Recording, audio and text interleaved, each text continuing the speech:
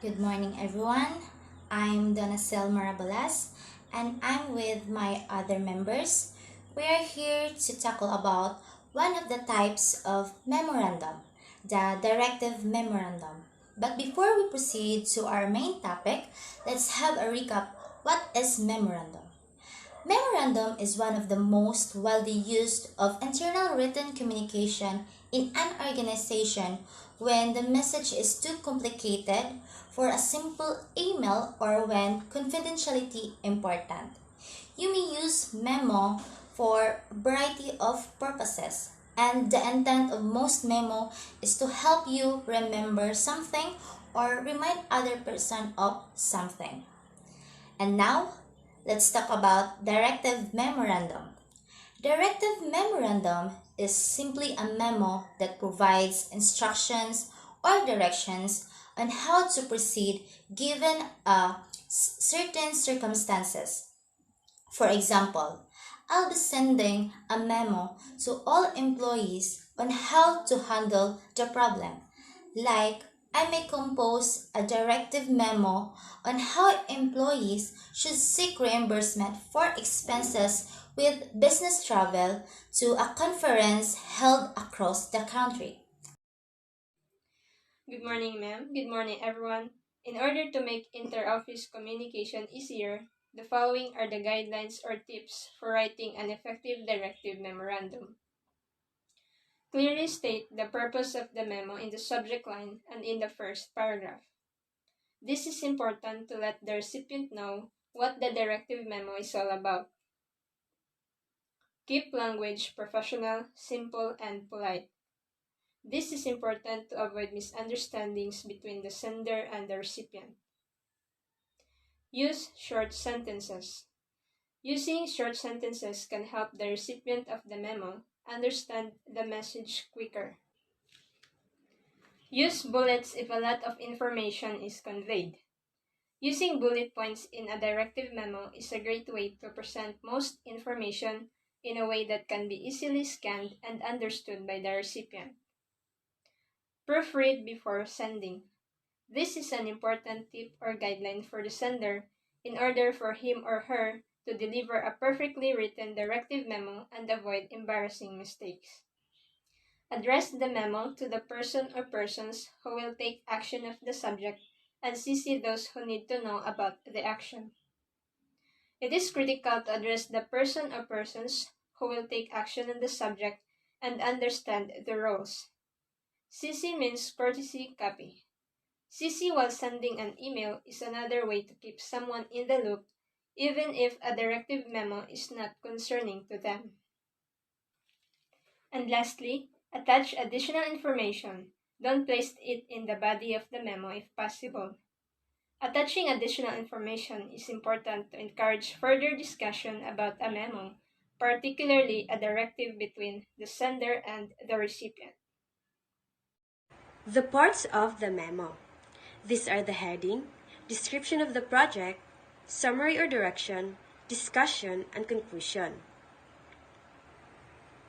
The first part of memo is the heading, which you include the complete and current date, the reader's or receiver's name, your name or the sender's name, and lastly, the subject or the purpose of the memo.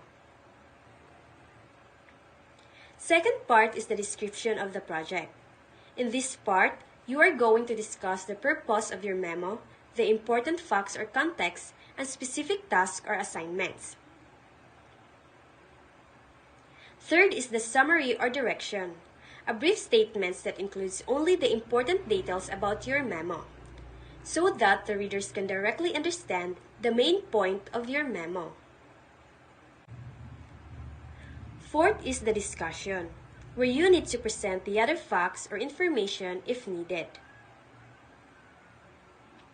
And lastly, the conclusion, which is the last remarks or closing part with a courteous ending that states what action you want your readers to take. This is our example of a directive memorandum. Jay runs the company's Carfax website as its CEO. He has given his staff a new project to work on, and he chose Donna and Catherine's team. Jay will have to call a meeting to tell Jonah and Catherine's team who was chosen to design the new Carfax website that will go live in the fall of 2022. Jay will write a memo to hand out the meeting to make sure that everyone on the team understands what the project and what their part is. The memo will have a heading for the company, a description of the project, and instruction for each member of the team.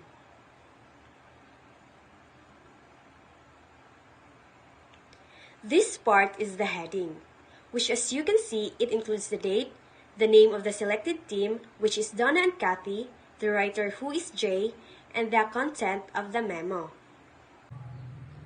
Next is the description of the project, which includes the reason why Jay sends a memo and gives them all the important information they need to know about their upcoming big project, the Carfax website.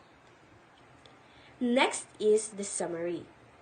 As you can see, Jay talks about Kathy's and Donna's roles and responsibilities in what will happen next. Jay also gives a detailed explanation of the situation. The next part is the discussion. As you can see, Jay also includes the important details, adds some reminders, and also encourages the team with Donna and Kathy's positivity. And lastly, the conclusion, which is the last part where Jay closes the remarks by saying thank you. Here are some examples of memorandum. 2. Design team number 362 from w.b.working. Date July 21, 2022. Subject Project Schedule. As a result of yesterday's meeting, I suggest we follow the project schedule listed below. Remember, we must submit a proposal by noon on July 2. Schedule. Here are the tasks and completion date. Divide research into groups and compile information, which is June 6. Review design from Kate and Bill, which is June 11. Write proposal, June 23. Review proposal, June 26. Submit proposal for printing, June 27. By following these memorandum examples and our memo writing format and addressing your audience is clear, concise language, you'll make your correspondence more effective. If you're short for time or would like an expert to review your memo, try Scribidance proofreading service. Here is another example of a directive memorandum. Memorandum. Company heading. Date, July 21, 2022. 2. All employees. From Ron Nelson S. Oxon, Branch Manager. Subject, Energy Conservation Measure. Description of the project. The store will now strictly adopt energy conservation measures due to the unnecessary increase in the electricity consumption bills for the past months. The money that will be saved will be used instead to buy office supplies and new equipment needed in the store. For the directions, all employees are directed to observe the following measures. Number 1. The light shall be turned off whenever it is not needed. All light bulbs in the store must also be replaced with energy-saving bulbs. Number 2. All our air conditioners can only be used during peak hours. Otherwise, continue to operate only the necessary units, but in no case shall be convenience of the customers being compromised. When the back office is vacant, the same shall be turned off. Generally, the weather should also be considered in this matter. Number 3. All computers that are not in use must be shut down except those needed for the operation of the store. Number 4. All appliances such as microwave ovens and the coffee makers, among others, must be unplugged when in use. Number 5.